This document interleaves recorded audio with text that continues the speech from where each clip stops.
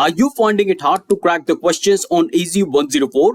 Ever-changing syllabus, tons of theory, hundreds of services, and multiple confusing options of each question. So if yes, then this is just the right place for you. Hello and welcome back to the Tech Blackboard. And our approach to prepare for AZ-104 exam is to understand the concept and cover the syllabus by taking real exam-like questions. So if that sounds interesting to you, stick around in this video and let's get Azure certified.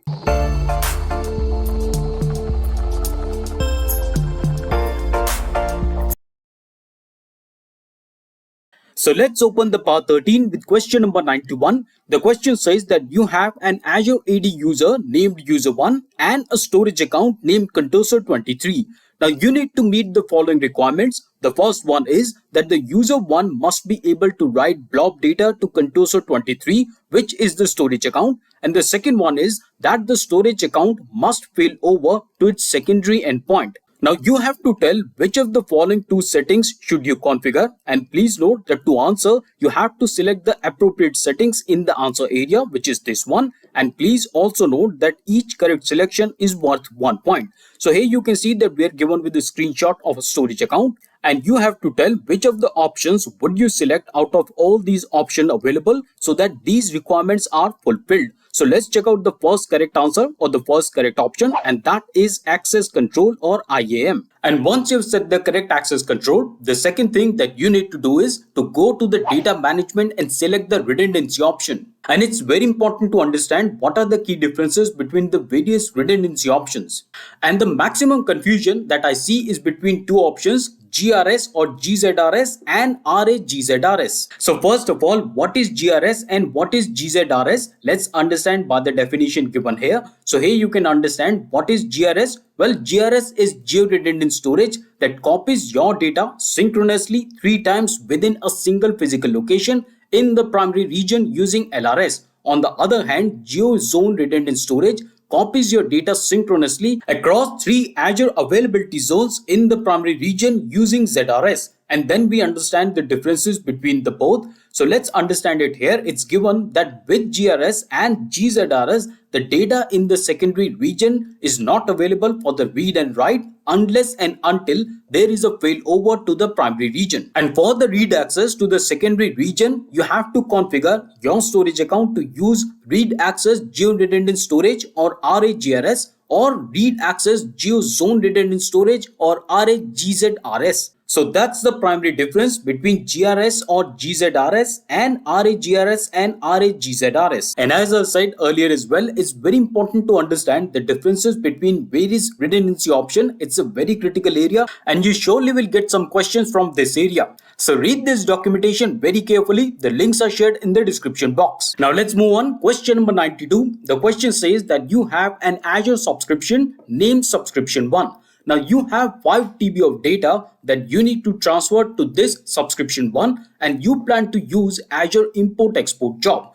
What can you use as the destination of the imported data? Your options are Azure Blob Storage, option B, Azure Data Lake Store, option C, Azure SQL Database, and lastly a virtual machine. And the correct answer for this question is option A, Azure Blob Storage. And friends, in case you want the PDF file with all the questions and the answers of this episode or any other episode, then please do check out our members community. It's a place where you get more learning materials, PDF files, and ways to directly communicate with us. And just so you know, it starts at just ₹89 per month or $1. And in case you have any questions on PDF files or the membership, please drop me a mail at connectors@thetechblackboard.com. Now let's move on to a very interesting question. Question number 93. Let's read the question. The question says that you have an Azure subscription. Now the subscription contains a storage account named storage1 that has a lifecycle management rules shown in the following table. So here you can see that we have 3 set of rules. We have rule 1, rule 2 and rule 3. And then the second column says if the base blobs weren't modified more than the days, here we are given with 5 days each. And then in the third column we can see what are the rules. So the first rule is move to the cool storage, and the second rule is delete the blob, and lastly move to archive storage. Now let's check out the other part of the question. It says that on the June 1, you stored blob named file 1 in the hot access tier of storage 1. what is the state of file 1 on June 7? And here you're given with some of the options. Let's read them out. The option A says stored in cool access tier. Option B is stored in the archive access tier. And then option C is stored in hot access tier. And lastly, deleted. And the correct answer for this question is option D, deleted. And to be honest, my friends, this is not a fully blown question, or maybe you can say it's a very badly worded question. It's more like a half-baked cake, but love it or leave it, these kind of questions do appear in the Azure exams. But the good news is I have the correct version of this question, which I will present in the next episode. And that's one reason for you to subscribe to the channel. And please do not forget to press that bell icon so that you get the timely notifications of all our upcoming videos. Now let's move on. Question number 94. The question says that you have an Azure subscription that contains Azure Active Directory tenant named contoso.com and an Azure Kubernetes service cluster named AKS1. Now an administrator reports that she is not able to grant the access to the AKS1 user in contoso.com. Now you need to make sure that the access to AKS1 can be granted to the contoso.com user. What should you do first? And your options are option A, from the contoso.com, modify the organization relationship setting. And then option B, from the contoso.com, create an OAuth 2.0 authorization endpoint. And then option C, recreate AKS1. And lastly, from AKS1, create a namespace. And the correct answer for this question is option B, from contoso.com, create an OAuth 2.0 authorization endpoint. Now let me explain. See, as per the question, the issue is that the administrator is not able to grant the access to a user on the AKS1, which is a Kubernetes cluster in the Azure AD tenant named contoso.com. And to resolve this issue, we need to identify the user. And please understand, authenticator uses the ID token and not the access token from the OAuth token response as a bearer token. And just so you know, OAuth 2.0 is an industry protocol for authorization, and it allows the user to grant limited access to its protected resources, and then you can understand how it is designed to work. And then you can also check out this documentation here.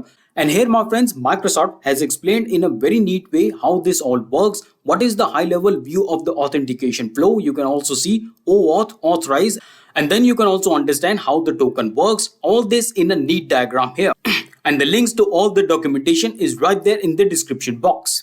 And now let's move on to the question number 95, a really interesting question. And I must say that this question is probably taken from the day-to-day work that an Azure administrator does. So let's read the question. The question says that you need to determine who deleted network security group through resource manager. And you are viewing the activity log when another Azure administrator says that you should use this event category to narrow down your search.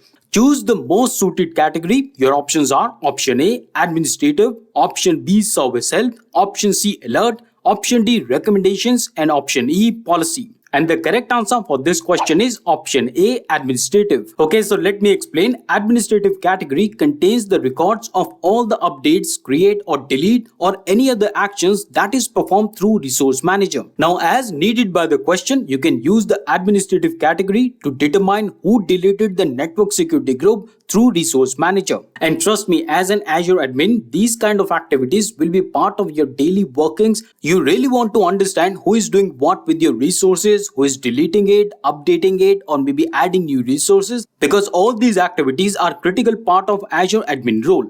And friends, your suggestions, feedback, and questions are more than welcome. Similar to this series, you can also watch our other exam preparation series on both Microsoft Azure and Amazon AWS.